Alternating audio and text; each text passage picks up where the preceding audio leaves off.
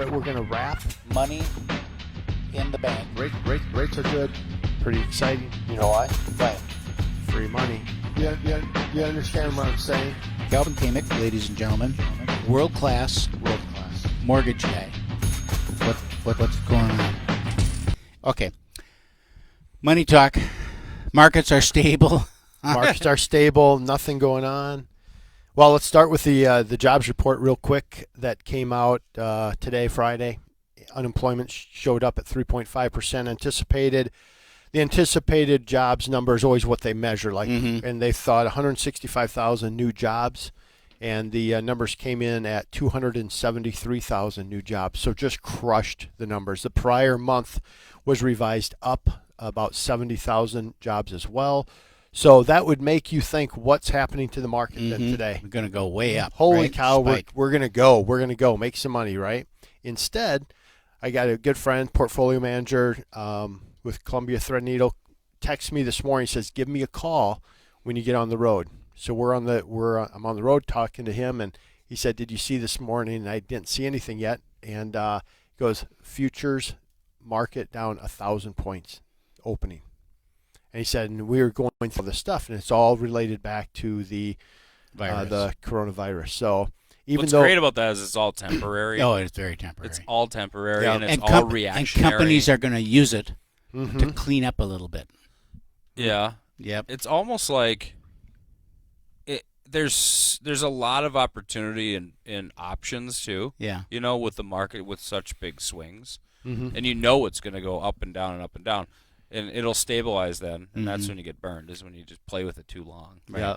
So it's going back up. I mean, it'll go back up, but it's amazing. And as we talked this morning, a lot of it has to do just with the supply chain piece of it. So I'm just going to read a couple things, and we'll just have some reaction to it. So it said on capital markets, it says boring week. U.S. Treasuries rolled up and down yesterday as U.S. stocks extended gains after Tuesday's rate cut. So Tuesday, the Fed came in, cut by a half point. Which did what? Nothing. For you guys. It's Nothing. all priced in. Nothing's going to change, right? Nothing. No. I mean, that was a surprise, though. It was, it was a surprise. The amount that they went down. Yeah, it was kind of.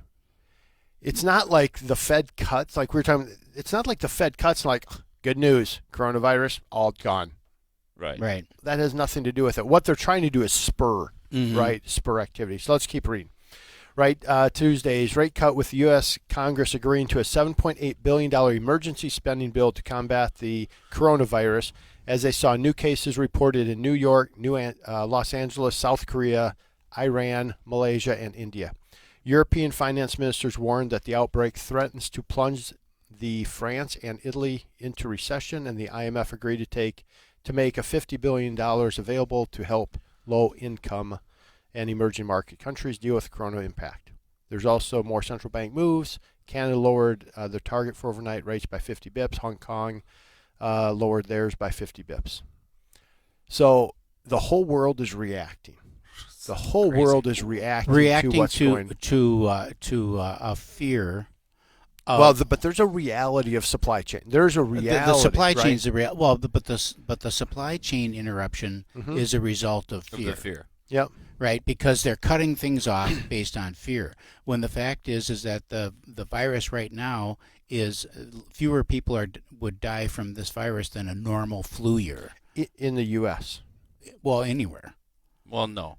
Yeah, because there hasn't been that many people worldwide that have died from it. I mean, there's been. I don't mean What are to the numbers? look up Actually, I pulled the numbers yesterday because I was sending my wife articles on stock for Disney. Okay. And Disney's closures. Yep. And how Disney feels about what's impacting their parks. Okay, so how many people? Don't tell me how many people have it. Tell me how many people have died. Quick search says about 3,400 worldwide. All right. So you got 70,000 die in the U.S. from flu.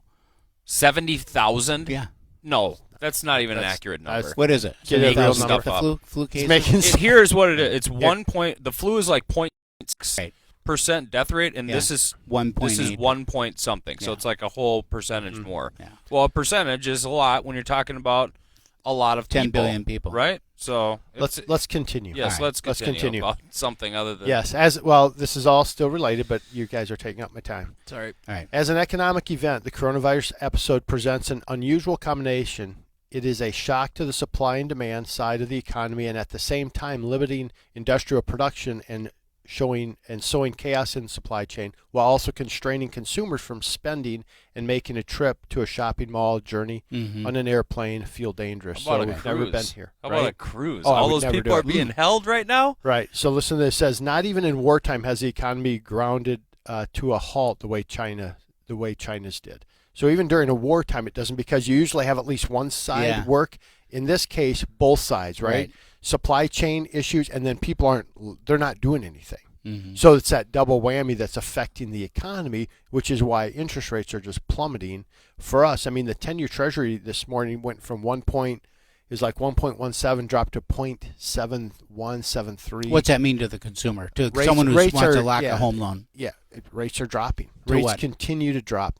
30-year fixed, you're right around 3% now. I locked one yesterday at 2.875. They paid a little bit, but not much, like less than $500. 2.875 30-year fixed. Right on my prediction beginning of the year.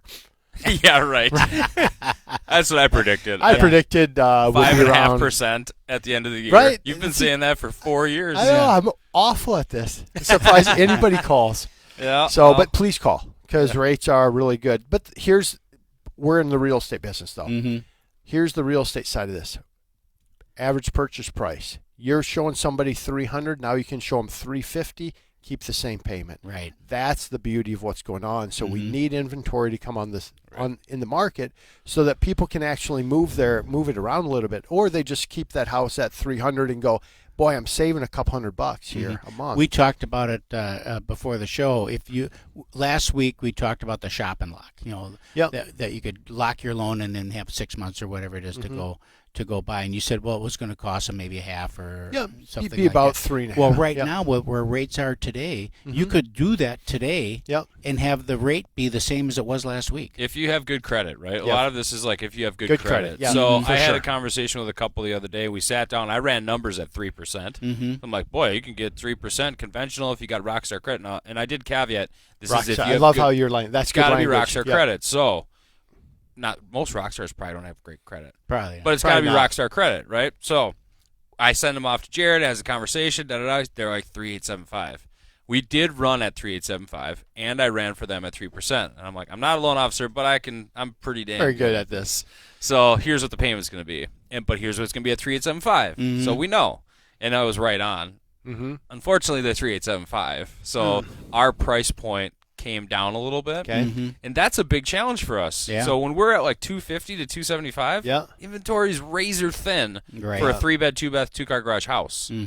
If it's 275 to 300, now we have 9 options in 5 cities. Right. It's crazy. So this is nice to help prop up our budget if we have great credit. But it's very temporary. It's very temporary. Yeah. And what we're seeing on our end, just so you guys know, so yesterday markets again are going down, and I'm getting calls from my region, from my managers going, hey, what's going on with rates? Markets down, rates are steady or going up.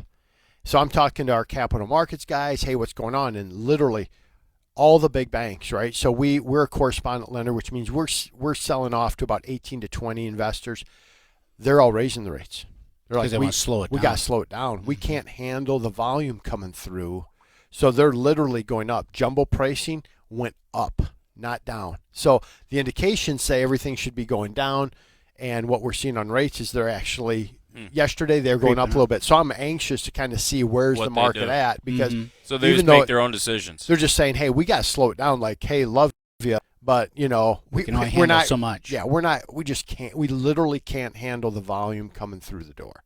So that's what we're seeing on some of the investors we're going to. So thankfully, we have enough that we can go, okay, well, where's that sweet spot? Let's lock it up. Now, what we are doing, we're locking on 60-day locks, spreading it out, because we just need time to get it through the system. And we're a purchase first company, so purchase first means that our purchases, those people are moving. They have a deadline. Yeah, where when you're refinancing your house, I love you, you're there though, right? It's not like so, hey, we got the rate, we're good, keep doing it, and we'll tell you when we're so it's a little different. But man, what an interesting time that we're in, and what a great opportunity if we can just get inventory up. that inventory solves all problems because rates, it's not a rate issue, right? So no, it is definitely not a rate issue, and it's not really a credit issue either. I mean, there's still loans out there for people with bumps and bruises on the credit. Do they pay a little premium on it? Well, of course they do, and you would expect that they would. Well, and we had one yesterday. They came in at a 734, and you're going, no, that's not bad, but 740s, there's a nice break, right? So we used our credit technology to look, and you know what she had to do? Stop being a authorized user on another card that had a higher balance, which is weird, right? Not even her card, authorized user on a Costco card. So took her off that, and she had to pay one debt down like 300 and some bucks to get that ratio better, and it pops her credit to 744. So it pops us right over that mark, and we're in good shape. So anyway, give me a call, 651-231-2500, 651-231-2500. There's a lot of things we need to talk about and have conversations about. You know I love to have coffee and a conversation. That's right, and things are moving quickly, so you got to move fast. And after this week on your Real Estate Chalk Talk, we'll be back next week.